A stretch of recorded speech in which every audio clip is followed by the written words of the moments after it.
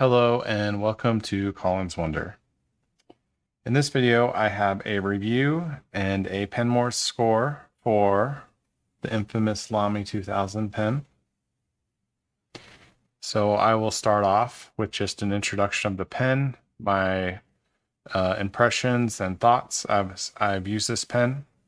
Keep in mind these are my subjective opinions. And with that, let's just get started. So first off, I do really like the look of this pen.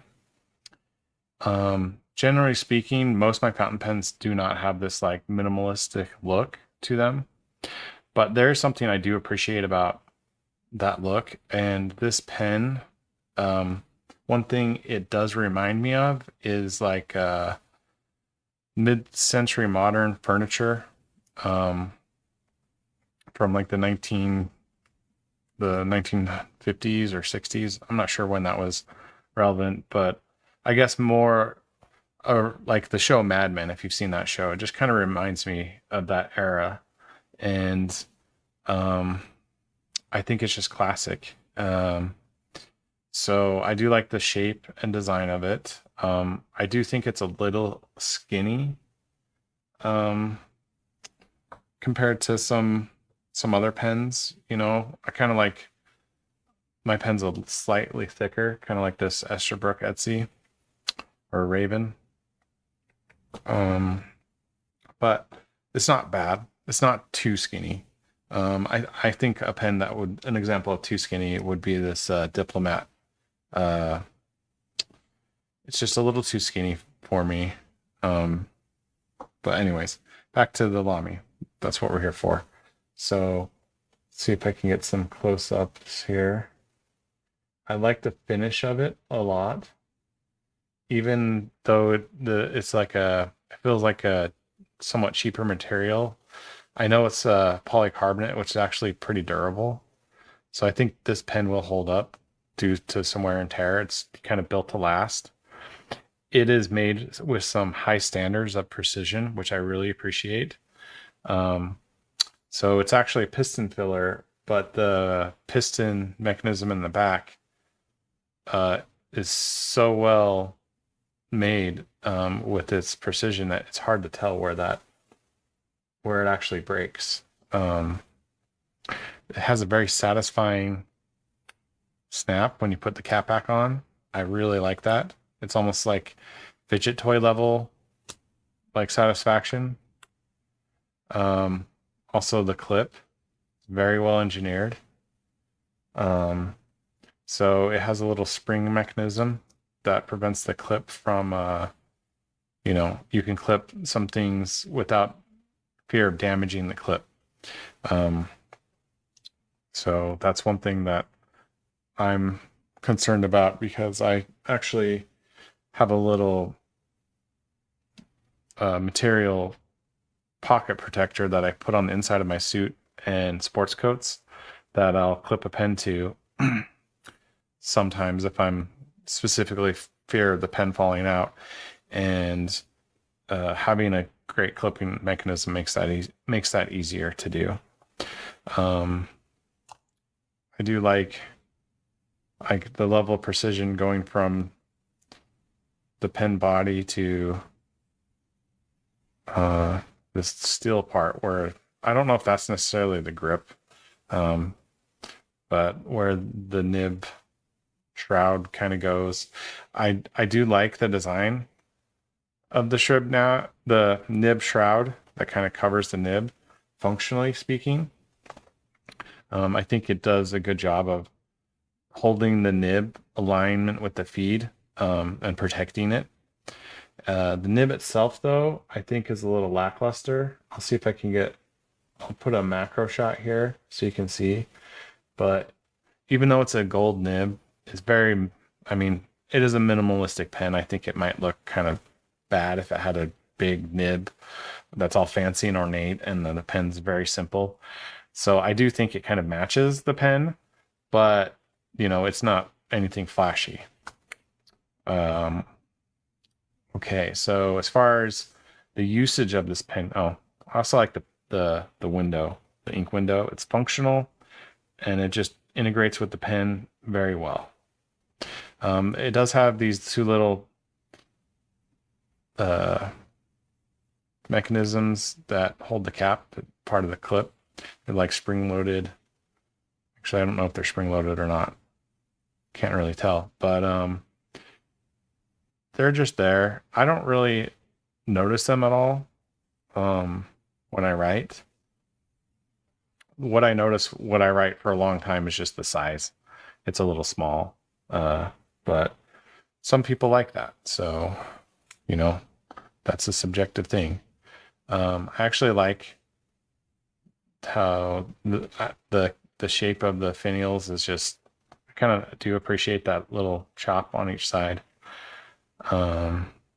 Maybe it would be nice if there's something here, just something simple, but just something a little more than just a black cap. Kind of like this side to match it. You know, maybe if they did that, even that stamp thing there, be kind of nice. I don't know. It might look silly with the clip. Just occurred to me there.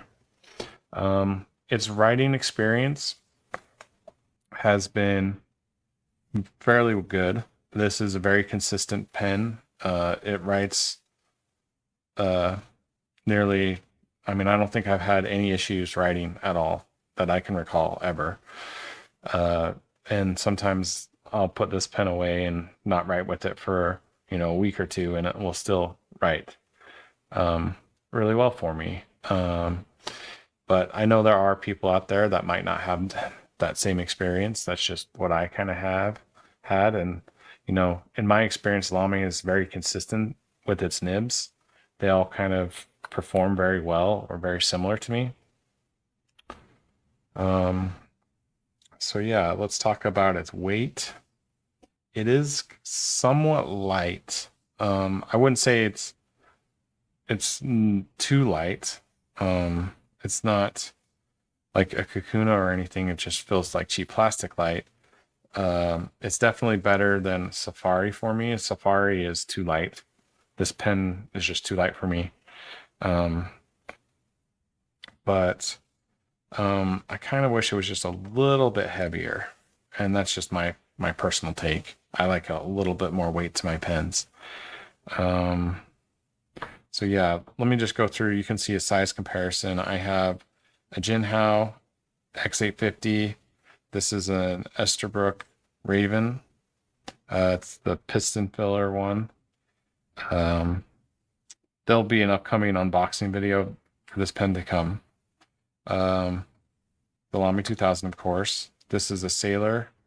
This is I think it's a 1911 large. Lamy Safari. And a Diplomat Esteem. And so yeah, that's just a size comparison. I mean, they're all kind of very similar, but the thickness and the length, you can kind of get an idea there. So overall, would I recommend this pen? It depends. First, I think you have to really appreciate the look of this pen. It is a gold nib pen, but I don't really feel like it's a gold nib experience. That's kind of hard to classify, but I just don't feel like there's anything necessarily special about the nib as far as writing goes. And the pen can be a little more expensive.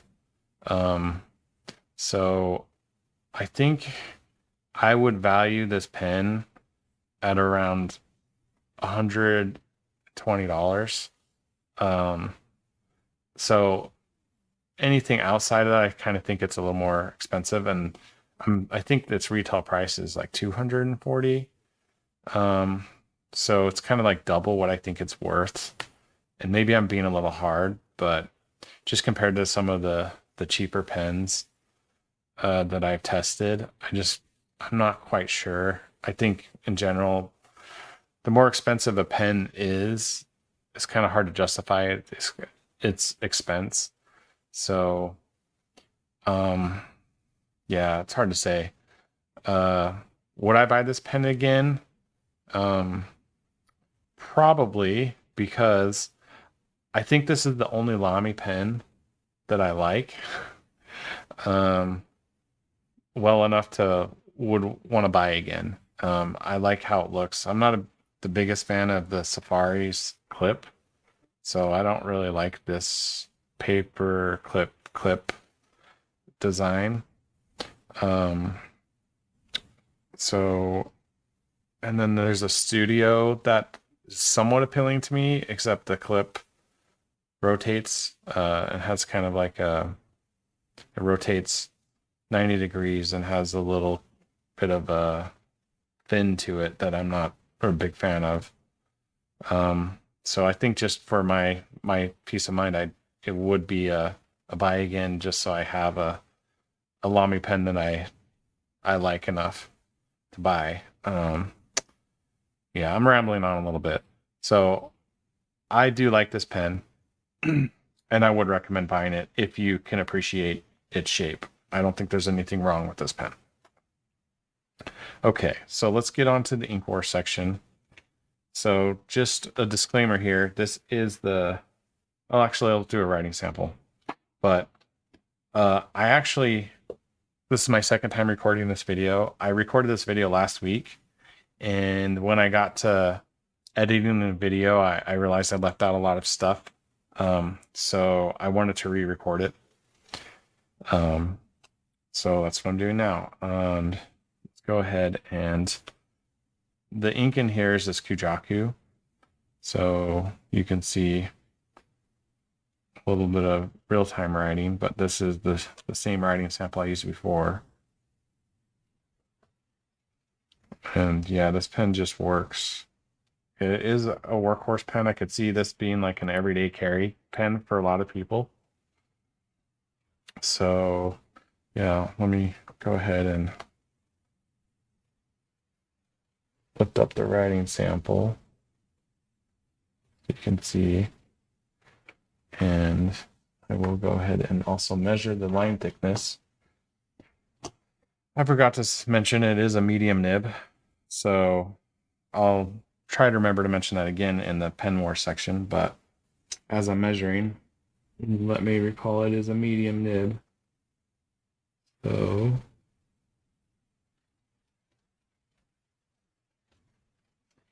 and it is a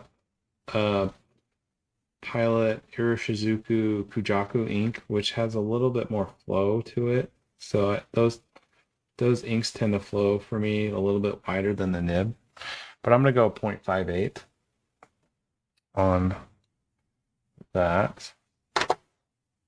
And then we can move on to Pen Wars. And I'm going to remember I have a scale out that I'm going to start weighing the pens for the weight section. So I'm going to remember to do that. So let's go ahead and go to Pen Wars. All right. Lamy 2000 with the medium nib. Okay, so I did pre-score this, so I can do the math a little bit easier. And as I said, I do like the shape, and I admire the shape a lot. It is it has a very nice shape to it. I just wish it was a little bit thicker. Just a little bit thicker. So I'm gonna give it an 8. The nib itself, I can't really, based on its appearance, score it super high because there's not really much nib to score. I feel a little bit bad about that because I do think it matches the aesthetic of the pen, but I do think this pen has a lot that'll make up in other areas. And the clip gets full 10 out of 10. I like the shape of this clip. I like how it gels with the aesthetic of the pen. I like the brush finish on it. It matches the finish of the pen itself. Every detail of the clip for me is spot on with the aesthetic of the pen. So it gets full marks there. And it also gets bonus points on originality. So I think this is a very original pen. Very unique too. So so this, if you add it all up, it's gonna get, 28 out of 30. And that gets it 18.7 points. So build. Um, the materials, it does have some premium materials, so you get some props there. It's polycarbonate, which is durable, but it just doesn't feel premium. It doesn't feel necessarily cheap, but it just doesn't feel premium, if that makes sense. It just kind of has like a generic feel to it. I do like how the how it's made and the precision, but I just think the materials itself, I gave it an 8 here. And then talking about precision, oh, talk about how I have no skipping issues. I think I was just holding it wrong there, but I've never really had any issues writing with it. But um, yeah, that's crazy. I think I just was holding the pen poorly, so I'm not going to hold that against it. Um, but yeah, the precision of this pen at every level is very high. I think this is the pen to hold the standard of all other pens as far as precision goes, especially in, you know, this like seamless, even though there's a seam design in the body. So it gets full marks here. It is the standard, I think, to beat. What is going on? So yeah, I'm just holding it. So I'm kind of writing in front of me, so it gets a little weird. And this is a little embarrassing. What's going on? I don't think it has writing issues. I swear to you. Um, but yeah, the nib alignment also gets full marks because it's kind of held in place by the shroud. Um, and I don't think there's any imperfections.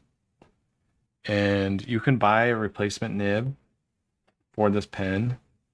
I don't know about any internal components, but you can at least buy the nib. And I think that's probably the most important part. So let's go ahead and give it a 2 there to give this a perfect build score. So it's 20. So yeah, the fill mechanism, that's kind of like how I think the pen's designed as far as like a pen goes, not necessarily how well it executed for this one. And I think it's just kind of, unless a pen implements that mechanism in a poor way, which I don't like, if it's a piston filler, it just kind of gets a 10 here. The clip, very well designed, has a spring mechanism in it to help it from, destroying itself. So I actually have an example of one. So this Diplomat, you can see the clip there is slightly bent. This clip, I didn't even clip it to something that was very thick, and just over time, it just doesn't hold up.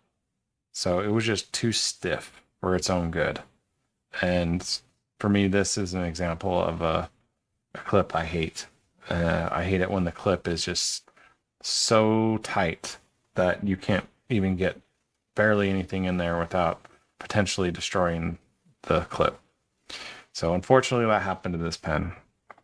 But more details to come in a further review video. So this one gets a 10 out of 10 here.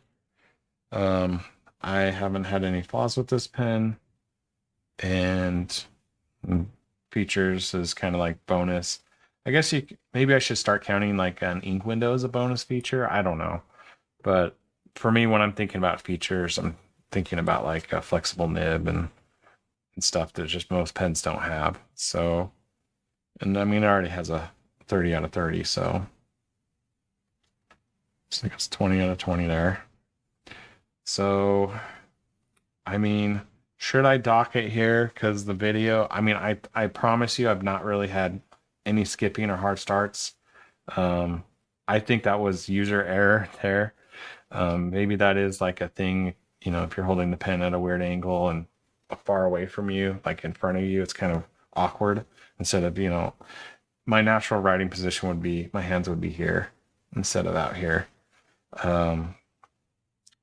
So this is how I scored it before. So I gave it 10 out of 10 on the skipping and the hard starts.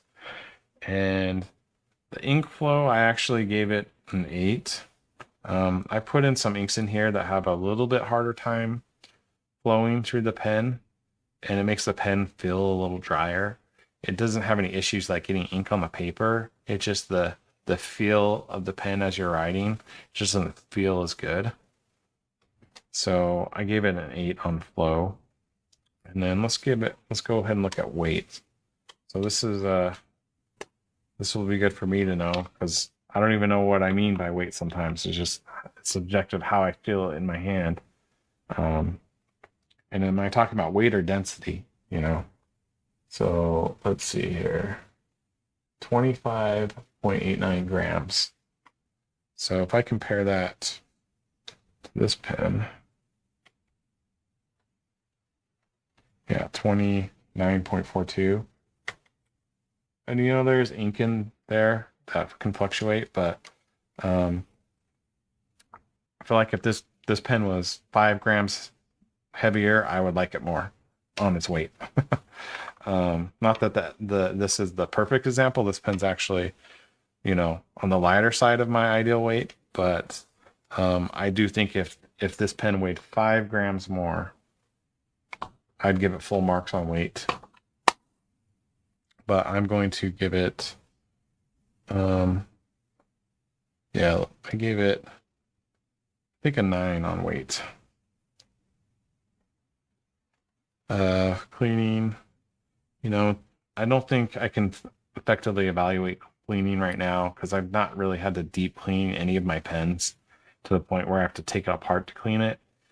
If and when I get into that further down in my pen journey, I might update these scores to get a better idea of that. But for now, I just kind of have to give every pen a 10 on that category until there's something problematic. So writing, due to the size of this pen, and just, sometimes I tend to rotate it, I guess. I don't know why, just a little bit more so than other ones.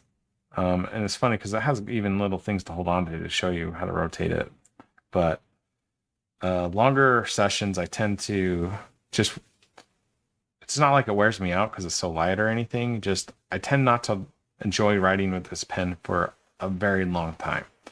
So I can get to like 1 or 2 pages before I want to swap to another pen. So I gave it an 8 on writing. So if we add all this up, this should be a 55 or 60. And that goes to an 18.3. Okay, so price.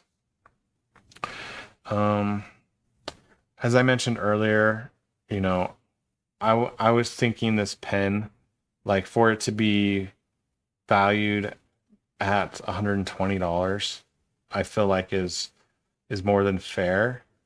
And I think its retail is $240. I think you can get it on sale all the time. And I could be wrong about the retail, but I do think this pen is generally priced higher than it's worth. So I didn't give it a perfect score for price. I think if maybe if this pen was made out of a more premium feeling material, I could give it a better score on price. But I do think it's a little bit valued higher, and maybe that comes from the brand. Brand, as the price goes up, the price score will go down, but the brand score kind of goes up. Kind of balance that out. I gave it a 7 on price. And the brand, I do think, while this isn't like a luxury brand, I do think that it has a lot of respect and it's very famous. It's one of the most recommended starter pens out there, um, that I'm aware of.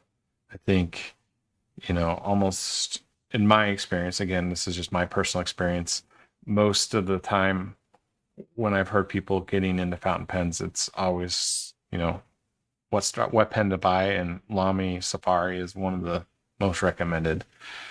So I do think there's a lot of brand respect here. So I gave it a perfect score there, which is, I think, kind of generous. I thought about giving it a 9, but I think it deserves a 10.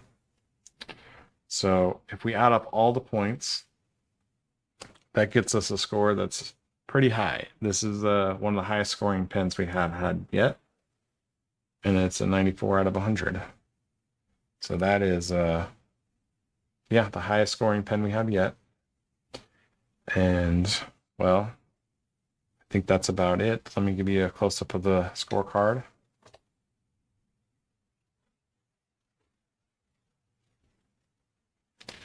So, yeah. If you liked the video, consider dropping a comment, letting me know, and consider subscribing. Thank you so much.